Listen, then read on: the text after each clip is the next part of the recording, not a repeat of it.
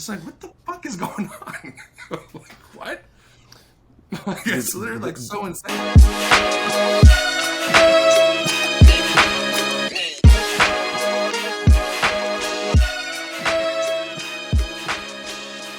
What's going on, guys, and welcome back to the sexiest podcast in the world, aka the Web3 Show, aka the future #1 podcast in the world, hosted by myself, Champ, my beautiful, sexy, and humble co-host, Kevin K. How are you doing today? I'm doing okay, Champ. I got liquidated again, but I just smoked weed, so everything feels a little bit better. But I feel a lot better today because of our guest. Do you know who it is? No, dude, I was about to ask. Listen, this man is mysterious, illustrious, entrepreneurial, and the creator, founder of a number of interesting things. We are joined today by, I think, a man named Jeremy Fall. Jeremy, is that correct? I think so, except what you said. None of the adjectives actually describe me, but sure. Okay, so thank you for lobbing me the first question. How would you describe yourself? Well, first of all, I didn't hear tall. I'm 6'7". I didn't hear tall. You said mysterious. Do we think mysterious or rambunctious? Rambunctious is fine. I'm not going to argue with you. You're our guest. Okay. Do you think I'm better looking than Kevin? Oh my God. Dude. Well, you're 6'7", so 100%. The answer is I'm not, and I wanted you to be honest with me, but you're already lying to me, so that's offensive. Dude, okay, look, everyone has their strengths and weaknesses, right? Like your beard connects a little bit better. You're a little taller. Kevin, has like a little bit fancier hairdo going on under that. Like everyone has their strengths and weaknesses, man. I can please everybody. So I mean, look, I agree with you. I would say that Kevin is better than me in everything except for comedy. Dude, I don't know, bro. You've already made me laugh a few times. So I think you're funnier than me for sure. Dude, so it's interesting we're having this conversation because I remember you were one of the first like NFT kind of accounts and people I saw like really big on like Instagram. And I remember just being like, who the fuck is Jeremy Fall? And like, why is that such a cool name? Like, I just remember like having that, like, who the fuck is Jeremy Fall? Why is that a cool name? Dude, so like, how long have you been in this space? Or like just doing your, like who is Jeremy Fall? Who are you? Well, I appreciate the kind words. I remember you from the early days too. This was when you used to not respond to my DMs. And I was like, hey man, like notice me. It's me. And then I was like, all right, this is getting awkward. It's still me. And then you still wouldn't respond. But no, my background is as a chef restaurateur. And I sold my company back in 2019, and from there, just like a lot of us in the pandemic, stumbled upon the NFT space. And I was a fan for much longer than I've been a creator in the space. And from there, I realized that, the way I looked at food and building restaurants and creating conversation and community around like how I did with my food was very similar to NFT. So I kind of fell in love with the space. And like I said, was more of a fan originally than anything. And then I realized there were a couple of things that I could add value in. At the time, it was like, hey, we should get some bigger players in here, bring in some Web2 companies and whatnot. I got shit on in the beginning. People were like, that's so anti-Web3. And then 1,000 scams later, everyone's like, wait, so what about those legit companies? And then I helped bring companies like Warner Records and other people like that into the space. But I appreciate the kind words. Thank you.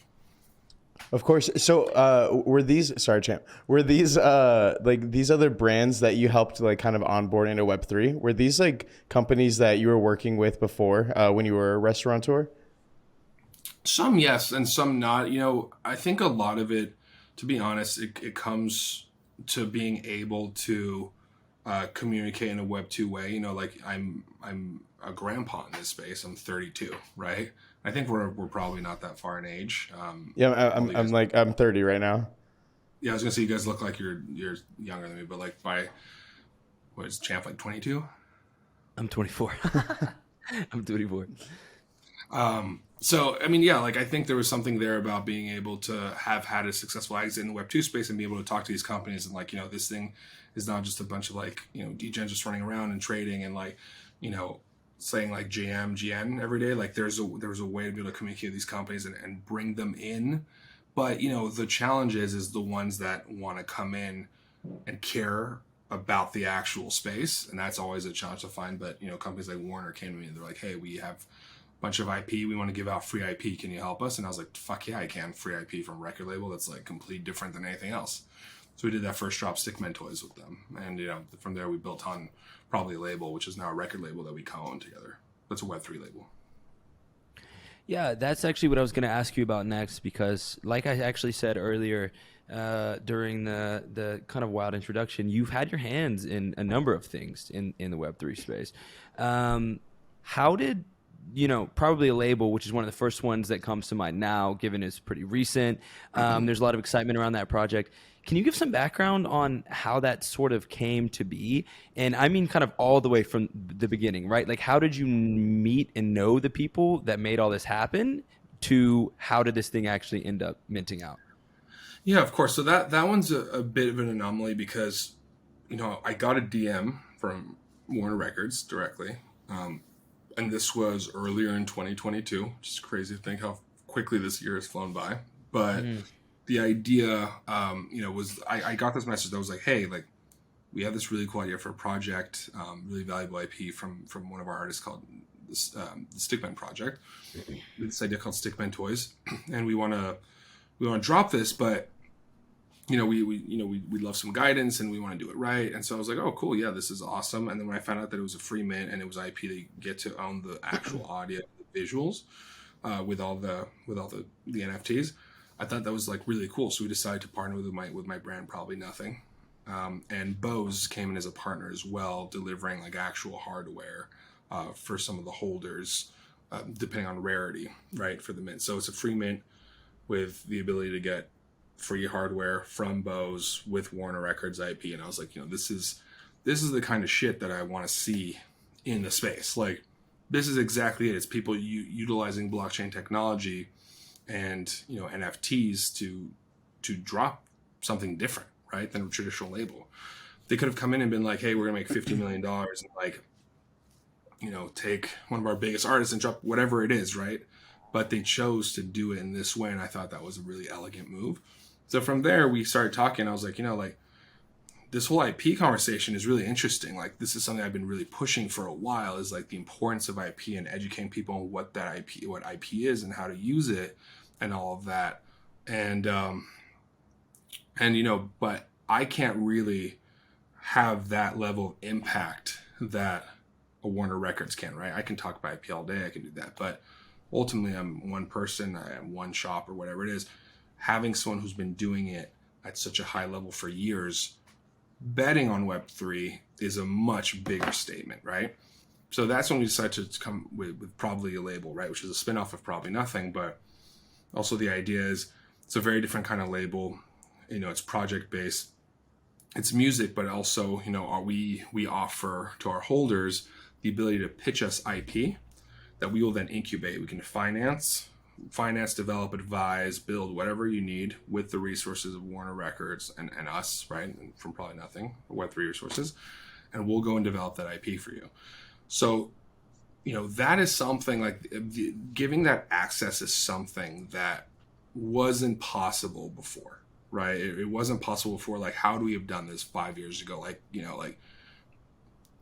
pay subscription and with your email, it just wouldn't work. Like, there needs to be some level of supply, and whatnot. And there's a way to connect directly with people through this technology that's different. So that's how that idea came about. Is like, okay, let's build a label that does this, that also releases music, but also will help educate people on IP and then help bring to life. So you have, you're both dropping but also collaborating.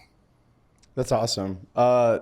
You mentioned Probably Nothing, and that's one of my favorite phrases in Web3. Like, I think anyone who's like been in Web3 since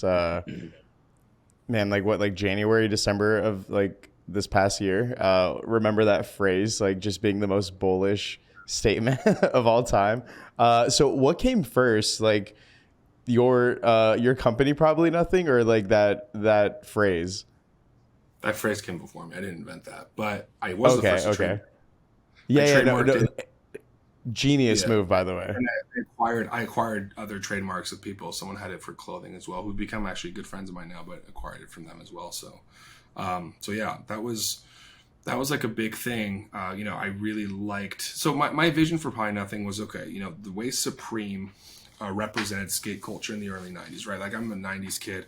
The way Supreme represented the early '90s, and then flash forward a few years, how the internet was this thing that no one believed in the early '90s, right? I was like, I think I could combine those two things for this really cool brand where, Supreme didn't invent the skateboard or wheels or anything like that, but they represented that skate culture well. And as it grew and gained more mass adoption, right, for skate culture as well, they continued to represent it all the way through. And that was the same exact idea I had for Probably Nothing, right? So it's a play on that, but it was really building a brand and identifying the right people, not making just an NFT project. We dropped our Genesis pass for free. We were actually like one of the first ones to do free mints before that whole wave. So we dropped that, identified the right people. And for us, it's really been like finding a way to build this brand that represents the space through and through, right? With that phrase, and really make it tribal to like our community. I've always really enjoyed like the sort of outwardly facing visual style and aesthetic of Probably Nothing, particularly the way that you guys kind of document Web3 culture. The one that immediately comes to mind was sort of the how it started versus how it's going thread, where we see sort of throughout time like really high ticket skateboards that have sold for different amounts, and it's like Tony Hawk piece 24,000, this artist 42,000, Azuki skateboard like 105, right? So sort of telling this story of not through sort of conjecture and kind of circle jerking, but through proof that like, hey, if money talks and if culture speaks, this is the direction in which like modern day art and culture is moving. Now, with that said, right, as Web3 evolves, as internet culture evolves, so too surely will Probably Nothing. So I wanted to ask you to speak a little bit about your future vision for the brand, like 5 years, 10 years. What do you want Probably Nothing to be, and what does it stand for?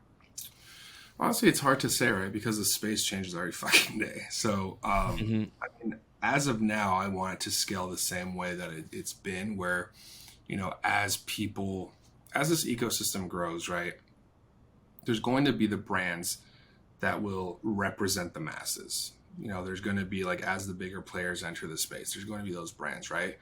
But, if I had to compare it, like you have like the streetwear brands that are in like Zoomies and Pakistan, like you have those, right? And then obviously there's like more commercial fashion brands, whatever it is. But I really want Probably Nothing to remain to be like almost equivalent like that, like street hype culture, like like it's hard when you scale, right? Because I was in Rolling Loud, and I don't even ever go to music festivals with that Rolling Loud in New York this past one. I'm like, that's like a lot of like the music I listen to, and I was like, I love that time of an artist that is growing. It's like post SoundCloud or through socials or areas, and they have this like crazy following that's just there for the fucking music and there for the artist. And it's before awards, it's before selling out stadiums, but it could be like 5,000 to 10,000 kids that show up and are excited and wear the shirt, whatever it is. And there's this really raw connection that's really fucking awesome. And I feel that now, smaller scale than that, because there's not even 5,000 people left in the space. But like there's like tight connection that I feel now, and even with my people, like when I post something or when the brand posts something, it's very interconnected. It's the same people I see, it's the same thing. You know what I mean? Like I'm sure when we drop this, it'll be like those same people that I've really have gotten to know indirectly from just seeing, right, over time. I love that part, and that's why I want Probably Nothing to be as long as possible. There's gonna be a time where there's gonna be probably 100 million people in the space, and that's when that what Supreme is now, right, kicks in, where it's like, I'm gonna try to be as cool as long as possible. There's much cooler people out there now. There will be forever, but at least I was one of the early ones, right? And that's what makes it cool to a certain extent. It has that longevity where we can maintain that culture together that represents it the way it is now. I'd love to be able to still represent the same way in 5 to 10 years. No, for sure. And it's like you're just curating and like providing like more culture for your diehard fans, which is really the best thing you could do. And I don't want to be that corny cringe guy that says like, you know, like to build in a bear or whatever, but really it's like that is the best thing you can do during this time, is to just like focus and like connect with your actual community. Because like I've seen this especially in like the music side of things like so many times where like you said, you have like that artist that first starts really branching out, and like a lot of people really resonate with their style or like their personality or who they represent, and then they like it keeps growing and it keeps getting like more like just like a tighter and tighter connection until eventually like they break out from that, and then like you get the record deal, you get like the awards, you get this and that, and like there's just like a large, like even though they get more notoriety and fame, there's just a larger gap between the connection that their audience have and that artist. That's actually a really beautiful way to put it, man. I think that's the best. Yeah, I think that's the best thing any fucking project or brand can like want to achieve. So I'm gonna steal that when I launch my own project. Please thank do. you. Honestly, it's all, you know, I mean, I love busting people's balls, but I really love what you both do. You know, like you guys are awesome contributors. I'm a big fan myself, and it's because of having other people in the space that we're all able to do this, right? Like, that's why I always think it's so weird. People like, it's competition, it's this. And I'm like, we all really need each other, because do you want to be fucking by yourself in the space? There's no space. If you're by yourself, you're home. There's no, yeah, right? yeah, exactly. Like, so, Yeah. but Me and Kay were talking about this yesterday, dude. Scarcity mindset being like the worst thing that I think you can have in this space. And I think that, like, again, like one of the biggest red flags that a creator or a founder can have in the NFT space is refusing to do that and like hating everyone that isn't themselves. And actually, with that said, that kind of leads me to another question that I wanted to ask you regarding, we're talking about brand building, right? So I love the Supreme comparison, right? But when I think of Supreme, then I think of New York, and I think of a lot of other streetwear brands that have come out of Supreme that I really, you know what I mean? I think about like the first time I went to the Kith storefront, and I think about like Sean Weatherspoon and all these really cool guys. So when you think of sort of those brands that in the NFT space are kind of those early forgers that you think we'll look at retrospectively as sort of those figures of the space, who else do you think of, if you don't mind me putting on the spot, right? Like, what do you like in the space right now? I mean, honestly, like, I think D-God still has that vibe. You know, I think so. And you know, some people might say it's Solana or whatever's left of Solana or whatever it is, but it's, so actually I have a whole thing with this. So I'm a huge fan of Yuga, of what they've done. It's fucking insane. It's impressive. They were early. The story of Bored Ape Yacht Club is sick as fuck. Like, the monkey is the thing that I love, the narrative. I'm big on lore. What bums me out about Bored Ape is that it became the poster child of Miami douchebag wealth. We're gonna print our fucking monkeys on our Lamborghinis, and I think celebrity integration is massive. It should happen. I'm very pro, and I think people are like, celebrities or anything. I think the downside of the celebrity integration here is that the celebrities that are Bored Ape holders are often holders of it as an asset or whatever it is, but I don't think the community represents the actual space as well as D-Gods does. Like, Yeah. D-Gods feels like, I mean, D-Gods made like whatever, 10, 11, 15, 16 million. Like, that's massive money, but it doesn't feel like it. It still feels, and they're going to need some really big level of centralization. And I think centralization is good, because especially if you're going to have an asset that expensive, like, you don't want it to be like some dude that's like, you know, if he's in a bad mood, like the whole thing tanks because like he's not a run business. Like, you want to have centralization, right? And that's why I'm glad Bored Ape and Yuga have that. But what I like about D-Gods is that it still feels raw. Like, the people I see rocking it, it's not like, you know, someone who clearly just came in the space and just owns an ape. It's like a dope fucking culture. It still feels underground. it's not mainstream. Like if you walk in the street and tell someone or like anyone who's like about space, like, do you guys like the fuck is that? But they'll be like, oh, Bored Ape, that's those monkey pictures that Paris Hilton owns, whatever, right? Like there's a little bit of that. So I think that represents it. I would say that's the first thing that came to mind, right? Was like that there's still a raw factor there. It's also much newer. So let's see what the challenge is in a year or two. But I think it already started off, they also have the advantage of advantage and disadvantage of like having started seeing what the space developed in before they launched. But I mean, they've done such a good job. You know what I mean? It's like, it's crazy. I'm trying to think of other projects off the top. I mean, I would say like Punks almost feels like that, but I think that's because Punks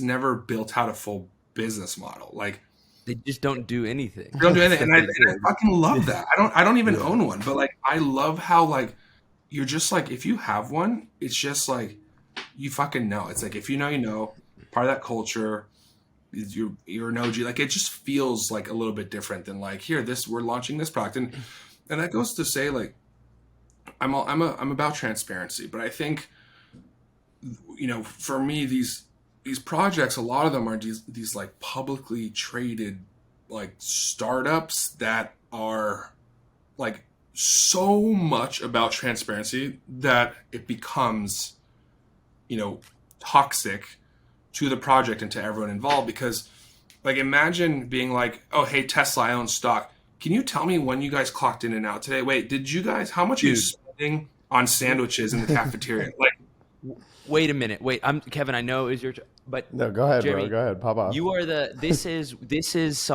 a topic that is really interesting to me, that I think about a lot, that I've spoken about on a number of occasions, that very few people acknowledge. And I think the reason probably why you have such a good pulse on this is because you are a founder. But I've never heard someone put it so eloquently, that it's like toxic transparency, because at the end of the day, right, like it's this odd dichotomy, and DeGods are a perfect example, right? Because Web3 culture is power to the people, power to the holders. It's not customers, it's community, or is it, right? And it's like, well, we want to know what's going on. We're tired of being treated shitty by I don't want to buy stocks. I don't want to buy any of these companies. I want to, buy assets that are community monikers or markers of people that I trust and I can see what they're doing.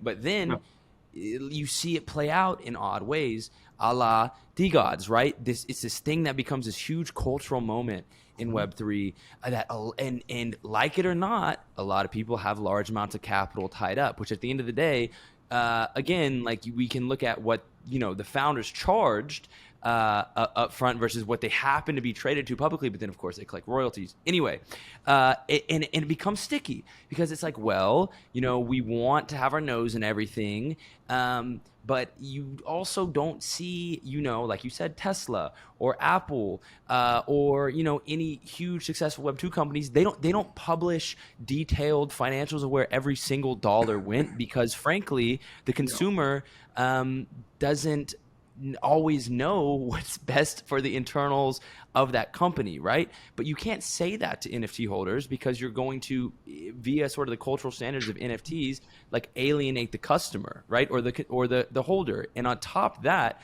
is sort of the weird thing of like, do we put in controls for our founders, right? Because, we like things to be wild and pivoting all the time, but then, if your founder does wake up in a bad mood or goes on a Twitter tirade, starts beefing with Alexander in Twitter Spaces, and your floor starts tanking, then all the bag holders are mad. So it's like, okay, so wait, did you want a board of directors to make sure he doesn't do that? You know what I mean? Like it's crazy. Yeah, and that's the same. Like, I remember we dropped the deal with, like, I've done drops before, right?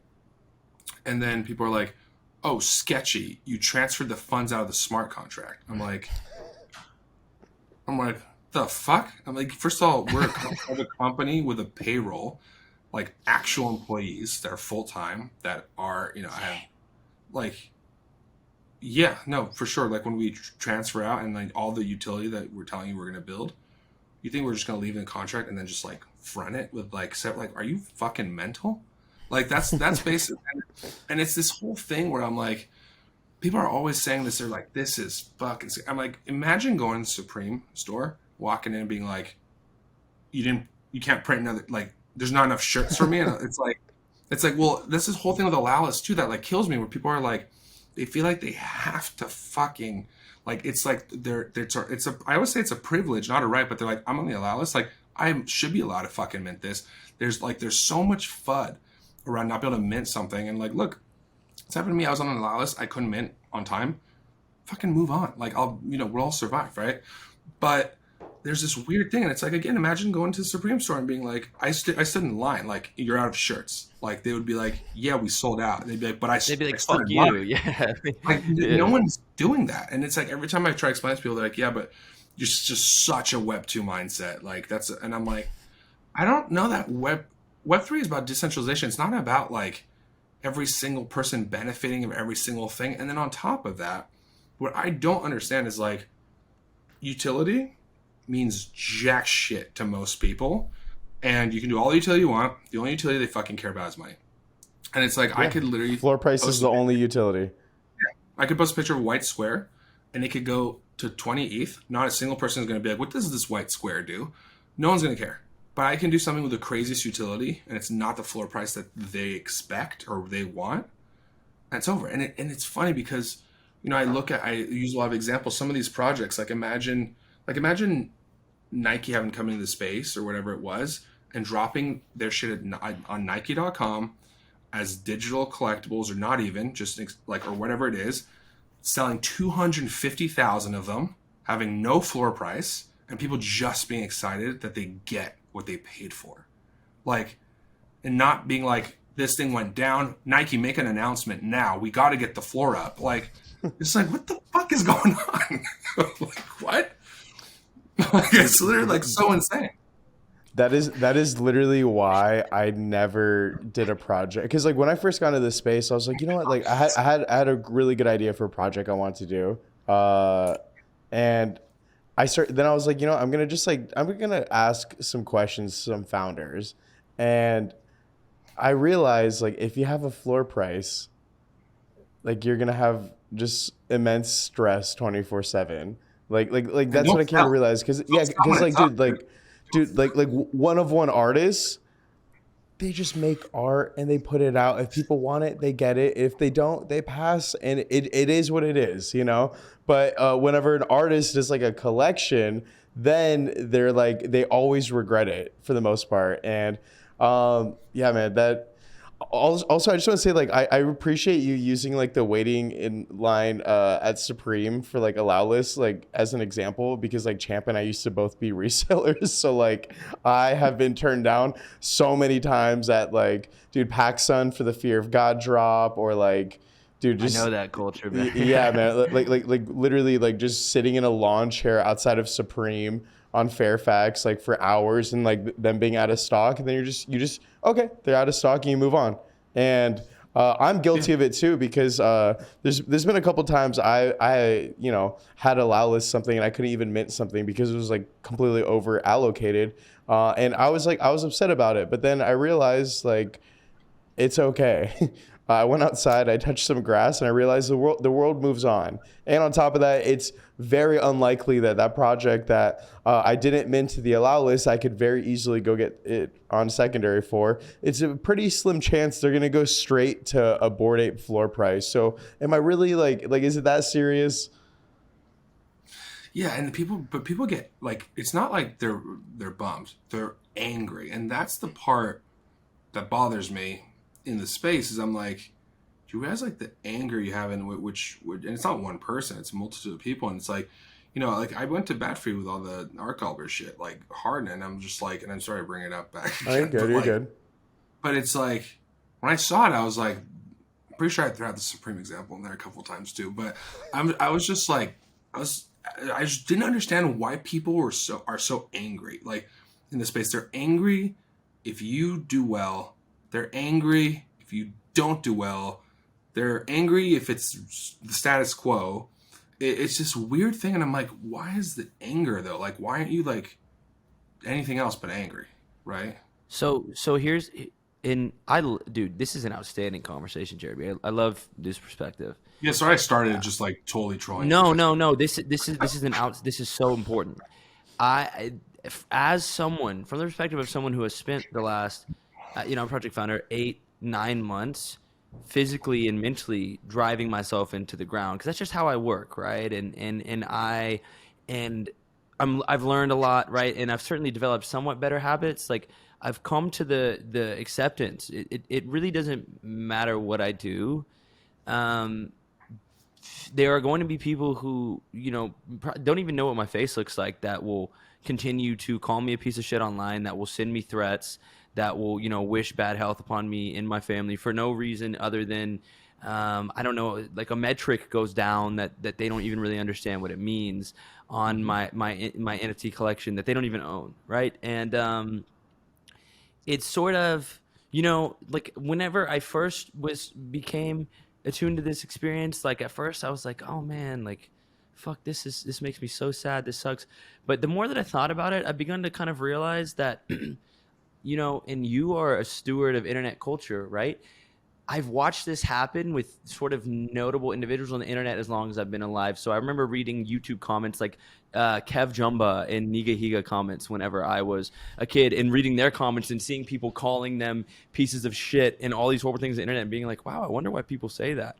And like there's just and there's, whenever you interact, especially in the NFT space in sort of this pseudo-anonymous way, right? Like people don't have to deal with the consequences of shit that they say, right? It's like this hyper extreme version of emotional human reality.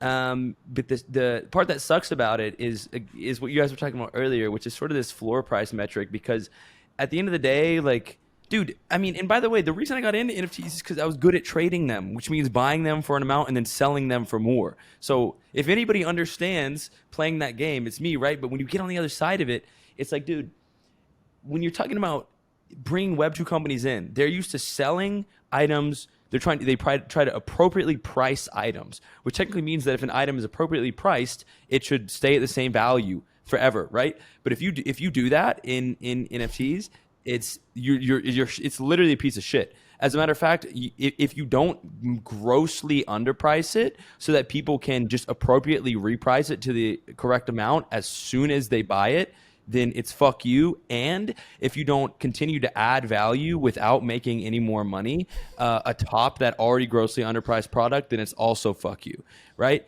So in the bear market, emotions boil over, and it's, people are maybe more sensitive, but I can't tell you how much it sort of resonates with me to like hear you speak about these things, because Twitter right now, and Kevin knows this, he's had some entanglements in the past couple of weeks with certain individuals. Twitter and Spaces in particular can be a really toxic echo chamber that perpetuates this culture and champions it. So if anything, Jeremy, and sorry I went off on a little bit of a rant there, but I just want to tell you that like I appreciate hearing you say these things. It means a lot as a project founder myself, Yeah, no, and of course it's nice to, I appreciate that. It's nice to get people to understand, because I feel like most of the time they don't. So as I read these comments or these DMs, and I'm like listen to what you're saying, man. Like, it just doesn't make any fucking sense. If we had more women in the space, it would be a lot smarter. That's also a problem, is there's not enough women. It's all a bunch of dudes, and dudes are fucking it's like zero. And the women are dudes mostly. Yeah, and then the women that are in here and like show themselves and like who they are and like are like undoxed, like they just get harassed and then like demeaned and stuff. Like it makes no fucking sense, dude. Yeah, it's such a weird thing, and I'm like, I'm excited for the day where we can drop a $20 NFT and do 150,000 or 100,000, and like people will appreciate that they have one, and all these things. And there's this huge like disregard for the work put in. It's dollar signs in your account, and if you're not giving me dollar signs back, you're a rug pull. You're a thief. You're the worst. And I'm like, first of all, let's differentiate what a rug is from just a project, right? Because like I had people like, I've dropped projects in 3 days. There are people like, it's been 3 days. What's going on? Rug pull. I'm like, it's been 3 fucking days.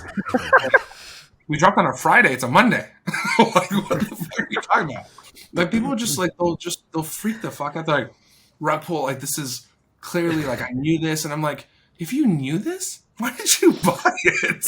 Like, and it's not like I'm still here. Like all the projects are still here. Nothing is down. Nothing is dead. We've provided what we've said. If you bought a project and you're not using it and all you want to do is make money and the money's not to your liking, apparently, I don't know what to tell you, man. Like, why not just trade crypto at that point? You know what I mean? It's like, exactly.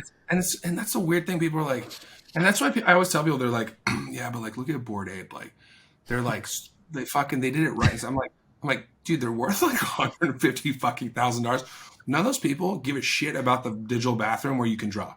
Like, they're hyped as fuck. They'll go draw because they made fucking money. But like, those people they don't appreciate it as much as they should. And yes, there are some ape holders that do, and I can probably count them on like two hands. There's like a handful of them that are awesome and that represent, and they have great people, and those are people that we all know. But there's also like 5,000-6,000 of the motherfuckers that we don't know about that are on the rest of them, and it's like, yeah, they're like, no one ever FUDs them. I'm like, first of all, they do, which is kind of hilarious. Like all this stuff with doodles too. I'm like, imagine being able to just publicly go to a company, just any company, like, and especially a big one, and just like air out your shit and ask for things like, what are your like profits? How much did you make on this? And if you made a single dollar on anything, it is a scam. If you, these dudes all the time, like they just raised 200 ETH. Like, yeah, bro, a Series A funding round. Do you know how much that is? Do you know how much it costs to run a fucking company? You can spend 200 ETH on payroll in 30 days. There's no Try splits, hiring. There's no split. It's all for your pocket. Like people are like I did a project. Like my last project did like 500 ETH, and they're like, that must have been nice. You put $700,000 in your pocket. I'm like, what? Bro, you know it, dude. That's the fundamental misunderstanding, Jeremy. That is it, dude. People put 70 million, and no one's after him on that, and that's art that sold for 70 million. Like, you think the guy that bought that is like, where the fuck is the utility? What the fuck, people? Where's the metaverse, people? Where's the play to earn? Could you imagine that? Like, but like no one. That's what I'm saying. Like, so like when I did Golden Nightclub, right? It was like, it's an art project, right? And I did art and stuff like that, and I airdropped them. Gave the first 80 to the top people that have been there forever and stuff, and then I gave it to people like you guys and whatnot. But like the people that got it were amazing, whatever, right? People that like didn't get it were then pissed because they didn't get it, and I'm like, well, we were very clear about this. They're like, yeah, but I don't like. You expect me to like check in on the Discord and check all your socials to know when this is dropped, when you're going to airdrop this? I'm like, well, no, you have a life, but don't complain if that's the case. You know what I mean? Like, you want me to like go wake you up in the morning and be like, hey, I'm airdropping. Just get your phone out. Like, no. Dude. You shit talk all the time. Listen. We might, this is one of my favorite episodes we've done. You say that all the time. Like Kevin, have I ever said that? All the time, every episode, every single. He's fucking lying. Listen, we're gonna have to do a part 2 and a 3, and of course this ends up being like one of the shorter episodes we have to do. But you've given like, dude, honestly, we didn't even cover 90% of shit that I wanted to talk about, and I don't care because this has been a more important discussion. Thank you. And I knew what Jeremy Fall kind of looked like from the outside perspective and sort of the accolades that you have, but this perspective. And I'm not just blowing smoke, is really valuable because it's just like, dude, Twitter's such an echo chamber, and I'm surrounded, or it feels like, if you're just on Twitter all the time, that everyone thinks the same way. So the objective with this podcast, I think, I don't want to speak for you, but is to like not do that. Like have actual human being conversations. You know what I mean? Well, I'm down to do that after I call up Rockstar Games and I call them a scam and a rug pull for delaying GTA 6. Dude, they made $1 billion off GTA Online. Fuck Rockstar. The CEO put that in his pocket. Dude, all the money went straight to the CEO. What a rug, dude. That must be so nice. Yeah, must be nice. It didn't take them any time to build any of that fucking product. They just lucked into running the most successful metaverse of all time. Anyway, That is the most successful metaverse in the world, GTA Online. But dude, Jeremy, I know we talked a little bit earlier about like having to keep it kind of short today. I wanted to like formally thank you before we jump for coming on the show, Of man. course. It's been a pleasure to have you and your Chanel surfboard. I was Googling how much they cost in the background of this interview. I won't say it on camera, but viewers, if you can check it out. He's anyway. Oh, is that what you did with the mint funds, you piece of shit? Like, This was a gift from Sam Bankman-Friedman, actually. Oh, okay, that's bad. oh, is that what you bought with your free mint funds? Oh man. Yeah, exactly. Anyway, I appreciate you guys. Did you just side note? You guys okay with all the FTX stuff? I've been checking out on everyone just to make sure everyone's good. Yeah, thank you. Yeah, I've been getting all my money off all the exchanges except for the ones I'm using to long and short, which the money's gone anyway, so it is what it is. But yeah, Jeremy, thank you for stopping by and for like having this convo. I'd love to. I know we talked about filming a cooking video, so I'd like to put that on the books very soon. Let's do it. Let's hang. I would love to do that with you. That'd be fun. I'm down, Fuck dude. yeah. I'm down. Fuck yeah. Well, Thank you so much, guys. No problem. This has been ngmi. Like I said, the Web3 show, aka the future #1 podcast in the world. I'll see you guys again soon. And now I'm gonna click this little red button.